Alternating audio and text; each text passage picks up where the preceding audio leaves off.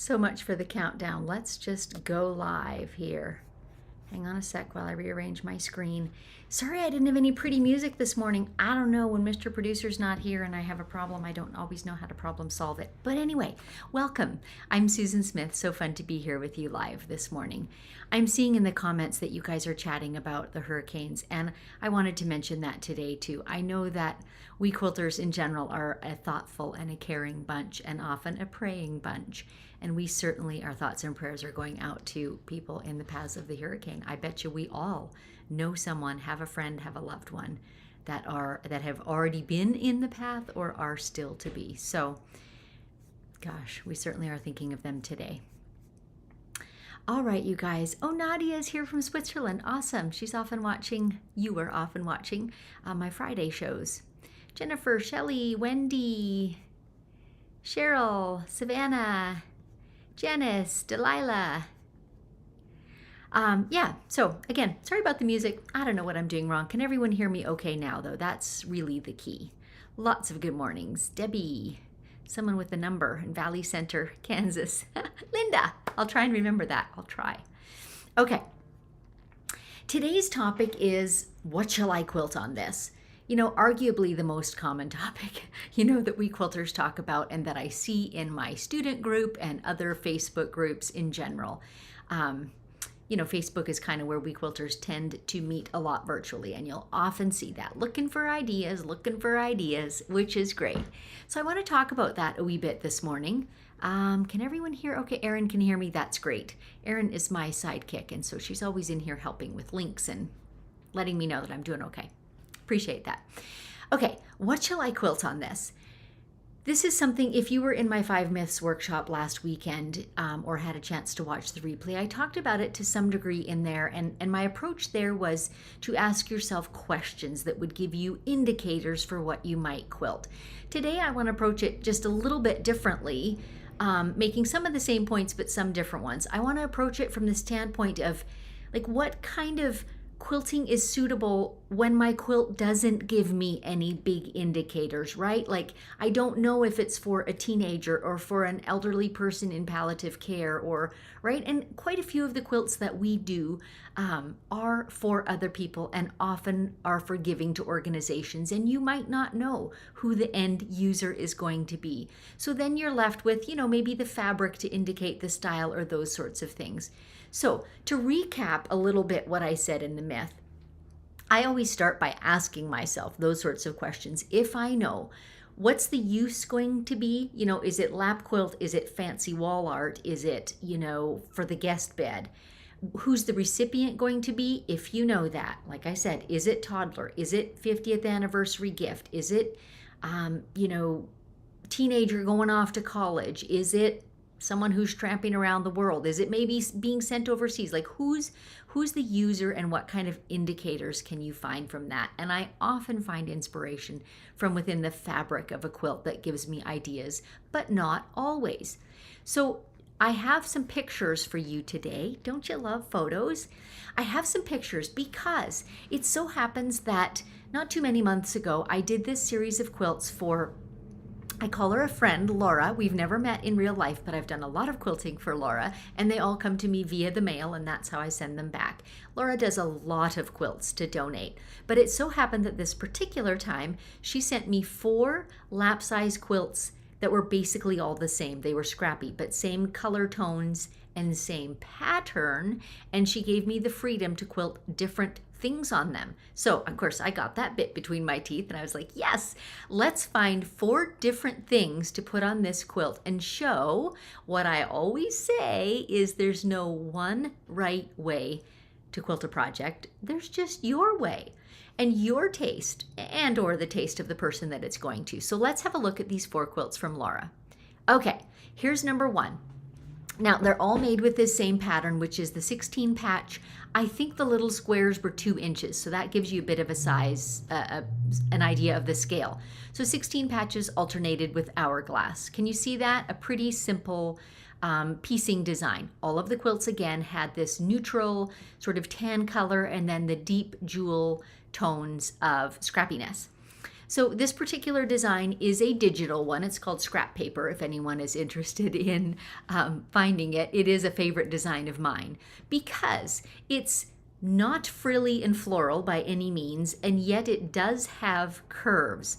And I often like when I've got a quilt piecing design that is all straight lines or angles, I often like to put a quilting design that's softer, that's curvy over it. Now again, this is not a rule by any means. If you want to stick with the geometric and the straight lines, you be my guest. But that was my goal in this quilt, was to offset those angular lines with something curvy. So that's one design. Here's another. This also is a digital one, and I think it's called Squared. I use this one quite a lot. I really, really, really like it. So it quilts the squares on point. And I love that because I think quilting adds better texture when it's on the bias with the weave of the fabric as opposed to on the straight of the weave of the fabric. So I quite like that. Now, of course, you're just seeing a portion of the quilt, so it's hard for you to see what's on point and what's straight, quite honestly. But the blocks were set straight, so my quilting is very much on point. So that's another example then of using something very straight line on top of something that's pieced in straight lines, but it still adds this lovely texture. Can you see where I'm going with this? Different strokes. Okay, now we've moved into curvy and now you're seeing a quilt straight on. This is a freehand design, and I call this one Baptish fans because they're, I don't know, that's not even a good example. And I think I'm giving you the wrong name because this one's in my masterclass, which we're going to talk about for a minute. And I think I just called this one irregular fans. Isn't it terrible when I have so many designs that I can't remember the names of them? Anyway, they're very irregular fans. So I'm quilting it freehand. I'm trying to keep the arcs similarly spaced, but they're shaped in every direction. They're layered behind each other in all kinds of directions. So now again, we've juxtaposed something quite curvy on top of this very straight line oriented quilt. So you can see what you think of that one. And then we have one more.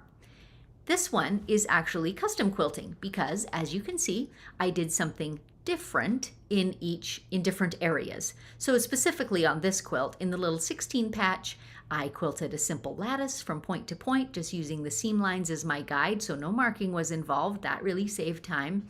And then in the hourglass, I did the handy dandy little swirls. And I think I did this one live on YouTube. It was kind of a fun one to show.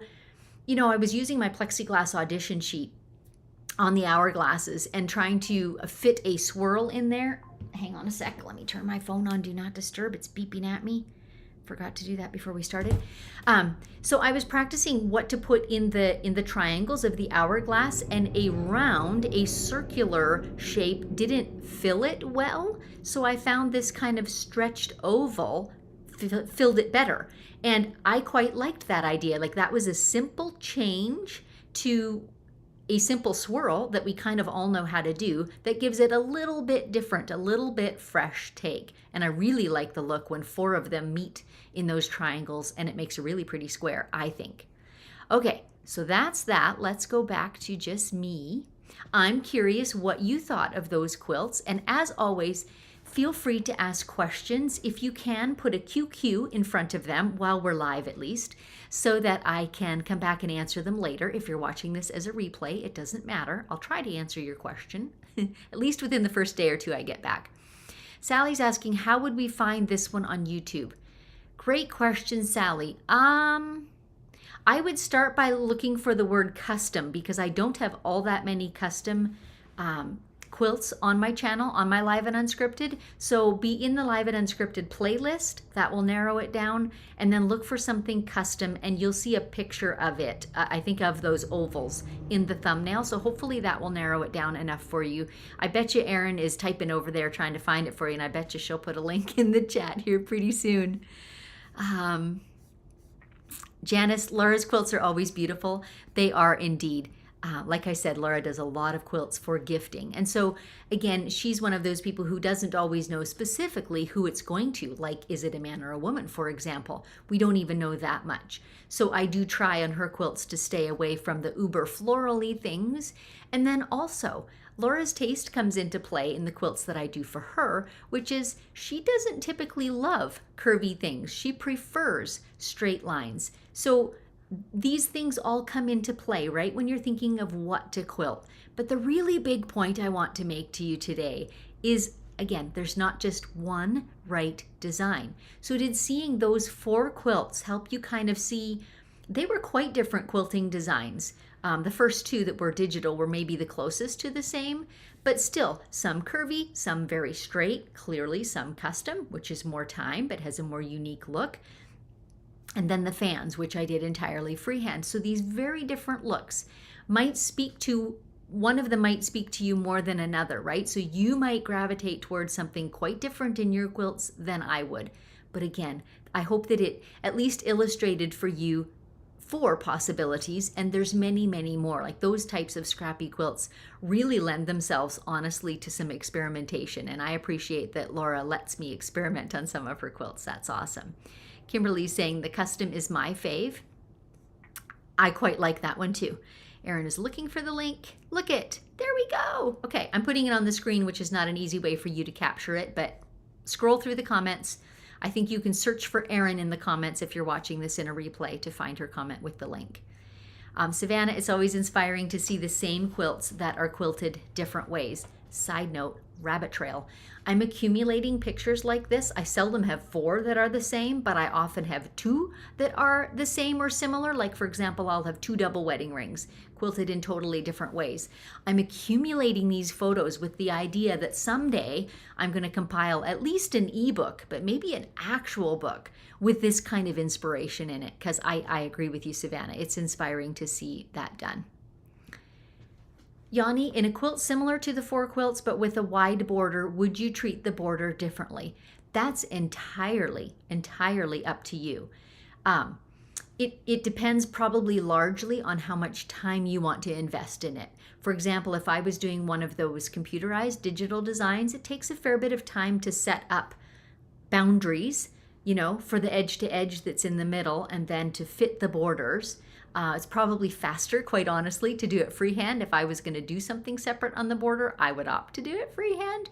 But that's probably your biggest consideration. I think the edge to edge absolutely looks beautiful all the way to the outside, particularly with the designs that I showed you that are fine enough that they provide texture. They're not pictorial. They're not like, I always use the example of a baseball bat and glove.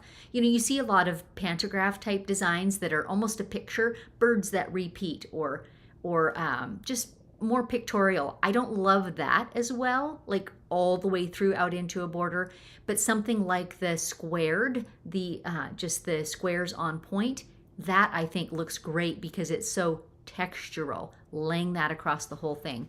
Even the fans, I've done that more than once. I've just laid those irregular fans all the way out to the edges and it looks lovely too. Nancy, off topic, but I used Isacord for the first time yesterday and I absolutely loved it. First time I had 0 issues with my thread. That's super, Nancy. And actually, this is not really off topic because these lives this week are kind of a follow-up to a boot camp that I was doing last week. And a lot of you here were in that boot camp. And we were talking about tension and stitch formation at length. And of course, your thread has a huge effect on that. And I'm going to make a comment here for all of you watching who maybe weren't in the boot camp. Someone in our little Facebook group made a note that they went into talked to a dealer and an experienced quilter at their dealership who suggested to them a different brand of thread than they had typically been using. So what had happened was what happens to a lot of us. We acquire a machine, maybe it's a used machine or even from a dealership, and we're suggested a thread and we take that as law and we run with it. So in the story that I'm telling, this quilt machine owner talked to someone else who suggested a different brand of thread, and switching, all of a sudden her machines were happier and the tension was much improved. It sounds kind of ludicrous to say that a machine would have a preference, and I'm sure, you know, at its lowest possible denominator, there is something mechanical that's influencing that, but it does feel like our machines sometimes have preferences. So it is well worth trying different brands and seeing if that irons out, smooths out any issues that you may be having. Janice is leading toward the fans. See, I love the fans too, but I absolutely love textural stuff and I love curves over top of straight lines. But that's my personal preference, right? That may not be yours. Sharon, I like the square designs along with the curvy. Awesome. Quiltanon, formerly CM, I like that a lot. Of course, I can't tell which one you were commenting on. Kathy, I really like the ovals. I did too. That was the first time I had tried that, Kathy, and I thought, aha, I've hit on a thing, and I quite like this. Like just changing or stretching a design makes it look different, and it's a great little option. Carolyn is saying, a coffee table book. I know, wouldn't that be great to have some great photographs in rich colors and just have this coffee table book you could flip through? Are you an editor by any chance? Wendy, I like the curve and structure combo fans, kind of the best of both straight and curvy. Yep. Quiltanon says, I just had that one done on a quilt for a friend. Do you mean one of the digital ones? Perhaps one was scrap paper and one was squared, I think. Wendy, they're all amazing, of course. That's very sweet of you. I was certainly pleased with all of them. Certainly pleased. Gail is saying, I love Isacord too. Lots of us do, and Janice. Okay, feel free to keep typing in comments about those quilts or about design issues if you like, or design choices. Issues is not the right word. And I'm going to chat for a second about thread, because another thing that came into play on these quilts that I experimented a little with was thread color. Because all 4 quilts were so similar, the scrappiness, the background colors, I had the pleasure of being able to say, okay, let's give this quilt this flavor. So on one of them, as I recall, I did a very caramely, warm, light brownish color. On one of them, I did a khaki green color. I think on one of them, I did a deep, rich red color. And of course, all of these were represented in the scrappiness of the quilt, but it does influence that flavor of the quilt just a little bit. So that's something you can keep in mind with your design choice too. You know, you might have a more flamboyant design, but you can play it down with a subtle thread color, or vice versa. You may have a very simple quilting design and decide to have a pop of contrasting thread color. All these things come into play in the overall look of your quilt. A few comments, and then I have one actual quilt that I'm going to hold up and show you. Janice, just proving no wrong quilting design. I'm with you on that. I mean, worst case scenario, you quilt a quilt and you think, I wish I had done something curvy instead of something straight, right? But it still is not wrong. That's a learning experience. Now you've narrowed down on what your tastes are or what you prefer, right? So I agree with Janice. There isn't a wrong quilting design. There's just not. Carol, I have a rainbow quilt to quilt, and I'm wondering if I should go with curvy lines or straight lines. Is there a rule of thumb on which design to use? My opinion, Carol, is there's not a rule of thumb. Some people will prefer one way and some will prefer another. And when I hold up this quilt for you, it comes back to that point, and we'll talk about that a little more. Leah, I tend toward custom and would do the ovals pattern, perhaps with pumpkin seeds in the small squares. Yep. So many options out there. So many options out there. And my first love, which many of you already know, is edge-to-edge quilting. Chiefly because I turn out a lot of quilts and I'm usually trying to keep the cost down for the person I'm quilting for. And I love quilting more quickly through the quilts. I love getting on to the next one and a fresh idea. Custom is not my love. It's a small percentage of what I do because it is quite time consuming, but I can totally appreciate that some love doing that. So isn't it great we have options? Shelley is asking, do you use different thread color in the top and bobbin?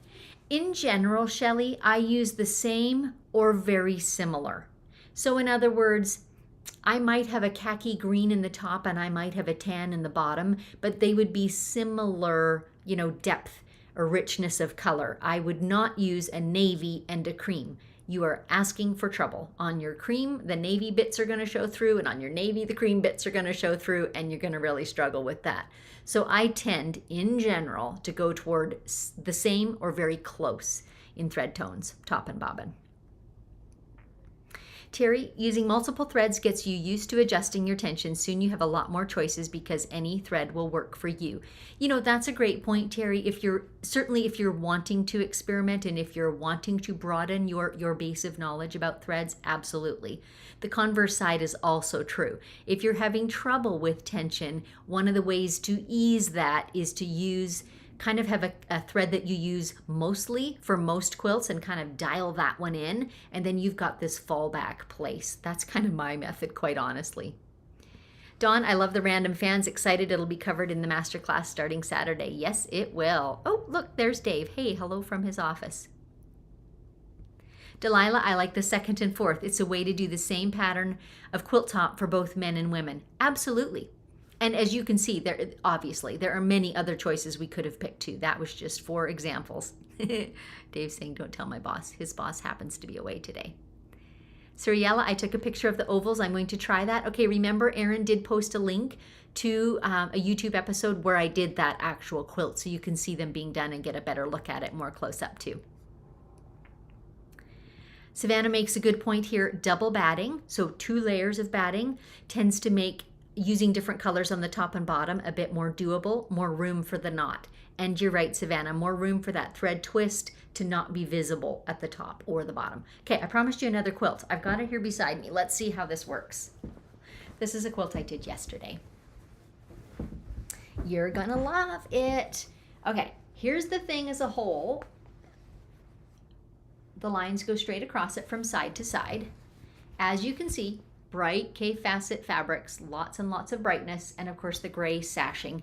And the backing is a black and white polka dot. Okay, what are we gonna quilt on this? Number 1. And what thread are we gonna use on this? Number 2. So I did my usual test, which was I grabbed a number of spools of colors, and then I pulled the ones I thought looked promising. I pulled out 2 yards or so of them and puddled them. And I moved that around on the different fabrics of the quilt. And my initial thought was, because there's a lot of hot pink, you can see that, right? There's a lot of hot pink in this quilt. So I had this deep magenta pinky color, and I thought that would be a winner. But you know, I did not like that on the gray sashing because it almost disappeared in the hot pink portions, the deep pink. It's not really hot pink. And then on the gray, it was high contrast. And also on the backing. That's really high contrast to have a deep pink on black and white polka dot. So what I eventually decided to do was a gray. It's a shade or so darker than this gray fabric, so that's just, I had a couple of shades of gray that I pooled on top, and that's the one I liked the look of the best. It blended equally across the vibrant prints and the gray and the little black and white cornerstones that are in there. And then what I did, talking about thread colors, top and bobbin, is I went about 2 shades lighter on the backing, right? So that it's a very subtle gray on this black and white backing. I mean, you guys can hardly see it there, right? And that turned out really, really nicely. So that's thread color. Now let's talk design for a minute. We batted around, this belongs to my friend Pris, we batted around a couple different ideas for quilting too. And certainly I could have gone, for example, my hibiscus design, which is kind of big oversized flowers, and it does create a really nice overall texture. But to me, that felt like too much of a good thing, a little bit. My taste, absolutely, and Pris's. But that just felt like too much of a good thing to layer flowers upon flowers upon flowers. So we opted to go with this subtle quilting design. It's just irregularly spaced horizontal lines. I have a great setup on my machine because I've got I can set my belt, right, for the horizontal lines, and I can go back and forth, left to right to left. My machine works great that way. So this to me is a great all-purpose design when I don't want the quilting to be in your face, right? I want it to kind of take a back seat to the lovely, lovely fabrics. They are the star of this show. So that's what we decided to do for that quilt. Okay, let's go back. Wendy, question. I'm making a baby quilt with English paper pieced hexies, pastel grandmother's flower garden pattern. I'm assuming I'd use a light pattern instead of dense, thinking of loopy hearts, but would love other ideas. This really comes down to personal taste a lot, Wendy. My personal tendency does go a little smaller because then I get overall texture. And especially when the quilt starts to be used and washed, it starts crinkling and you get that kind of old-fashioned quilt texture, which I particularly adore. Looser things, larger hearts is going to give you a puffier, fluffier look, and that might be the look you're after. I think there's lots of things that would work well on a grandmother's flower garden. I think filaments, you know my filaments design with it's kind of loopy like the filament of a light bulb. I think any floral design would look fine on that too. All kinds of choices.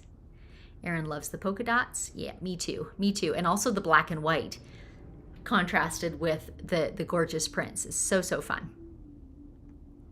Jennifer, what would you suggest for a plaid pattern set on point? Blocks or simple 4 patches with black sashing? Thanks for your help.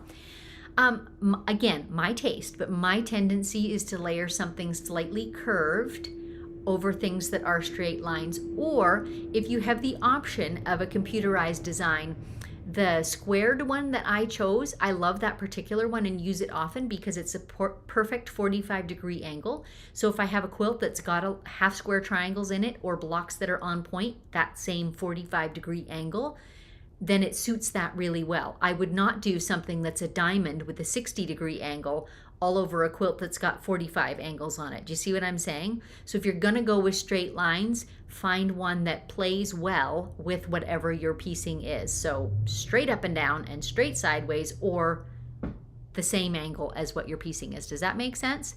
But I love to layer something curved on top, and it can be simple spirals, or it can be, you know, probably not floral if you're trying to get a more contemporary tailored sort of feel, but those are just some ideas,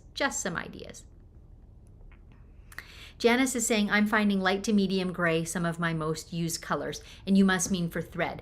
And I'm in agreement. When all else fails, when I've got a lot of colors going on and there's not a great colored thread that seems to fit the bill, gray is often a great choice. There are a few tans as well, but often within grays, you know, because there's so much variety, there's the cool blue lavendery looking grays, and then there's the warm taupey slightly pink toned grays. Somewhere in there, there's almost always a neutral that will blend. I mean, case in point, am I right? Yeah. I think I'm keeping up with the questions. I should run a quick search, but here's one more before I do that. Cynthia, I was taught always quilt with the same medium as your fabric, cotton with cotton thread. Is that not the case? Oh, Cynthia, I'm so opposed to always and never statements for quilters. For one thing, because I think our personal taste comes into play. And for another, because I think there is development over the years in the products that we use. So thinking, I'm going to put your comment up again, thinking of cotton with cotton thread, so cotton fabrics, cotton thread. This used to be what quilters said mostly. You need the same fibers in your thread as you have in your quilt, in your fabric. And I don't think that's so much the case. It is really common anymore to see machine quilters using poly threads on cotton quilts. Poly thread is more cottonized, if that's the word I want, than it used to be, in that it feels softer. It has more of a cotton feel than it used to. Years ago, quilters would say, if you use poly thread, it's going to literally wear through your cotton fibers and make holes in your quilt. For one thing, I never saw that happen. For another, I do not think that's the case with poly threads that are manufactured currently. I just don't. I think they play together quite nicely. Savannah, I like using various colored threads on whole cloths. That's a great idea. And I've seen a good example would be Beth Ann Nemesh. If you watch her feed it all, she experiments often with using high contrast thread, and it's really fun. It's a whole other level of art, and it's another look. And I love that you experiment with that, Savannah.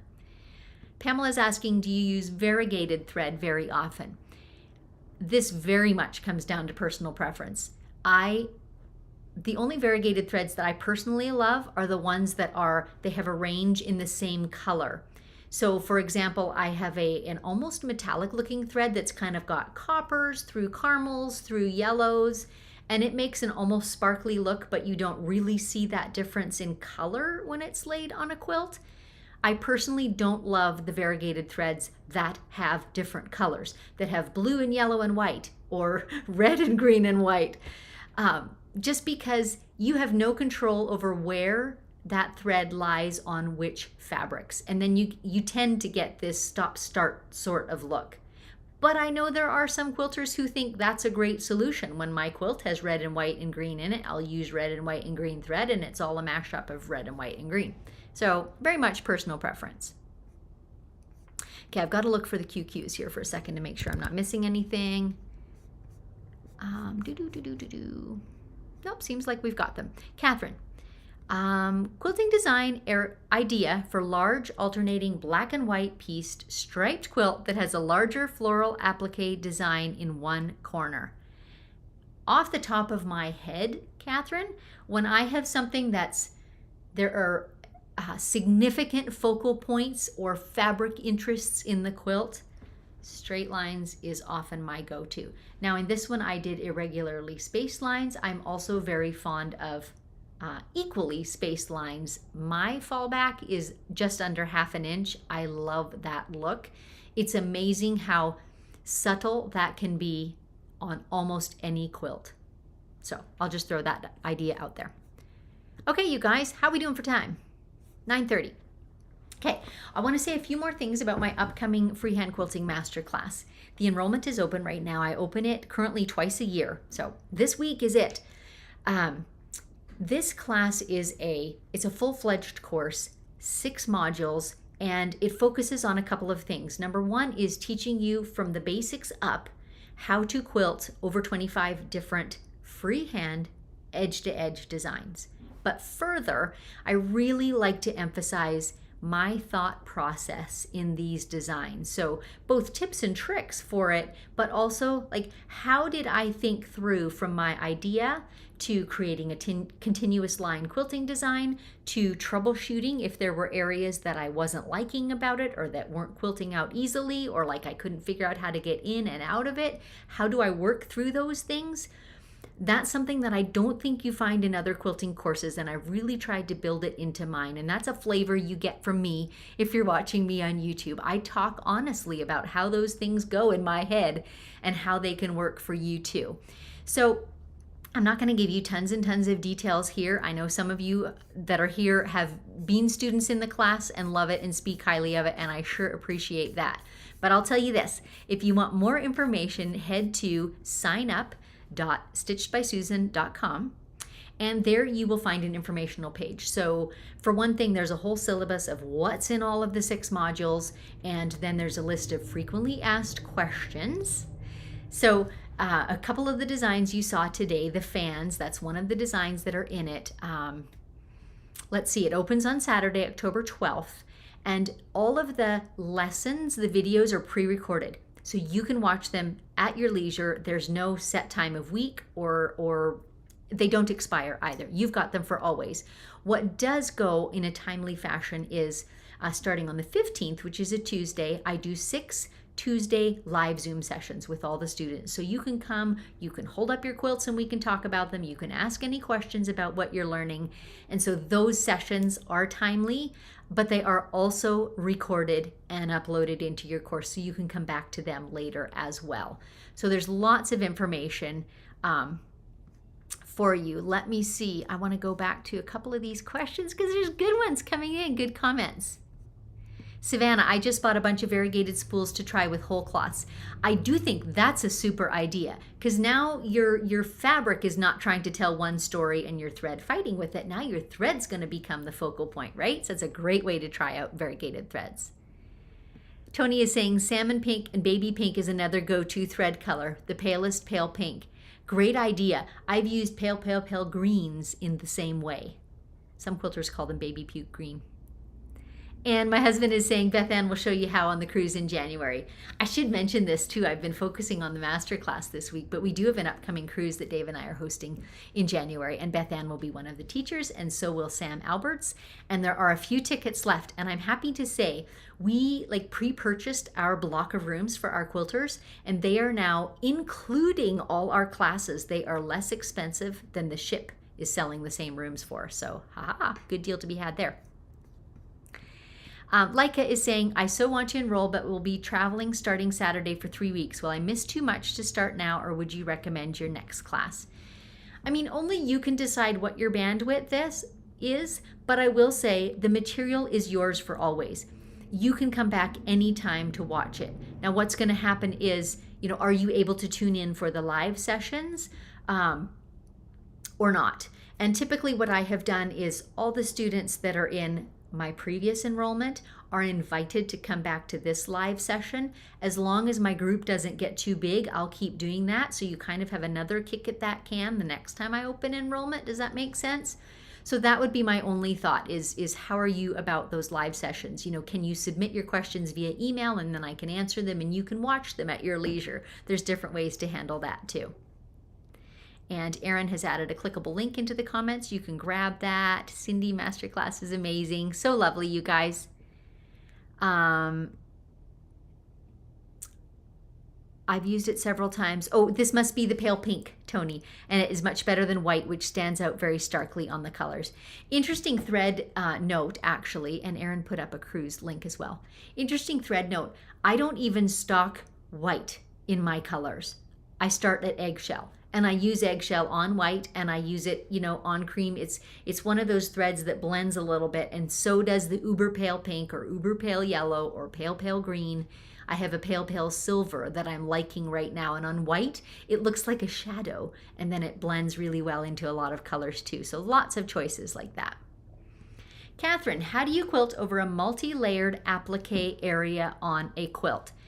Now we're going kind of far afield here, but just a quick answer is often appliques you will quilt around them and then fill in with something around them and possibly adding detail within the applique depending on how large it is, how much quilting space. But I do have a small episode on YouTube that I recorded, and it was I think it was POV, like point of view. But anyway, quilting an edge-to-edge design on an applique. I have done that, and you absolutely can. You definitely need a fresh, sharp needle, those sorts of things. Does that cover your questions? I hope so. Tony is asking, is it a good idea to start the class when you have just got a brand new to you long arm? Is learning the quirks of a new long arm going to affect learning the new quilting? I don't think so. And certainly the first 2 modules start quite basic and then build, just because I want to be sure that everyone sort of grasps these basics. So when you look at it that way, it's a really good chance to practice and try out your machine.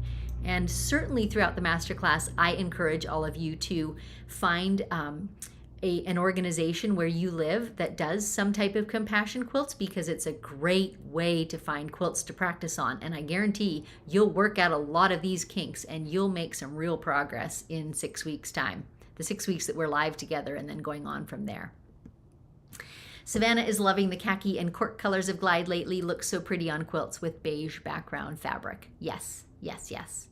Okay, you guys, any more questions about the masterclass? I will just say tomorrow's topic is going to be, are we a good fit? So I'm going to tell a little bit of my story, how I got into quilting and how I got to where I am in quilting, and then talk about, are we a good fit? Things like, if you have questions about my teaching style, or how long the videos are, or how much time you need to devote to it, or, what kind of access do you have to ask questions of me? Those sorts of things I'll be happy to answer tomorrow. And then on Friday, I'm doing kind of an Ask Me Anything. So I'm going to talk a little more specifically about why I built and developed the masterclass. There are specific reasons that led me to that. Basically, designing the thing I wish I'd had, right, when I was learning to quilt. And then I'm going to open it up to just be an Ask Me Anything. So it can be about thread colors, or it can be about quilting on applique, and certainly it can be about the masterclass and its content and delivery. So happy to answer your questions over the next couple of days as well. Okay, Debbie. Tony, I had my long arm for 5 months and took the master class. It was so helpful. And Debbie dived in with both feet, and boy, did she ever make strides in her quilting over the last few months. So awesome. Janice, I've learned so much doing charity quilts, no pressure. Exactly. That's the beauty of them. Sharon, I found it better to take the class, then practice, then go back and review. And this is why I give it to you for always. You have login information for always. You can come back and review it. This year I re-recorded all the lessons. All the people who have ever taken it got all that new material, better lighting, better screens, Susan talking clearer, better microphone, all those things. So yeah. Debbie, I love this. You're a great fit for my kind of quilting. That's a great note to end on. Thanks, Debbie, for the sweet compliment. And thank you to you all for joining me today. It's been a fun time, and we'll meet again, same place tomorrow. See you then.